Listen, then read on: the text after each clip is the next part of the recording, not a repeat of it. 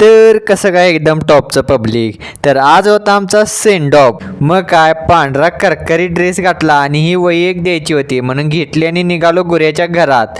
गुऱ्याला पण तिथनं घ्यायचा होता. गुऱ्याला म्हणलो चल लवकर नाही तर मास्तर फोडतंय बघ. दररोज मार खाताव आज तरी चांगलं जाऊया म्हणलो. गेल्या गेल्या बघताव तर काय सर आमचं दरवाजापाशीच उभा होते. मग जरा सरांच्याकडनं प्रसाद घेतला आणि गेला आमच्या शाळेच्या हॉलमध्ये. गाय बघताव तर काय एवढी गर्दी, एवढी कॉलेजला पोरं ईद नव्हती, तेवढी सेंड ऑफला आल्यात. जरा मिमिक्री करायचं ट्राय केले पण असू द्या आता कशी झाल्या तुमचं तुम्ही कमेंट करून सांगा. मग आमच्या सरांनी मॅडमांनी परत पोरांनी सगळ्यांनी मनोगत व्यक्त केली आणि तिथं बसून बसून लागलेल्या भुका. मग काय सरांनी आमच्या समोसा सगळं वाटाय घेतले.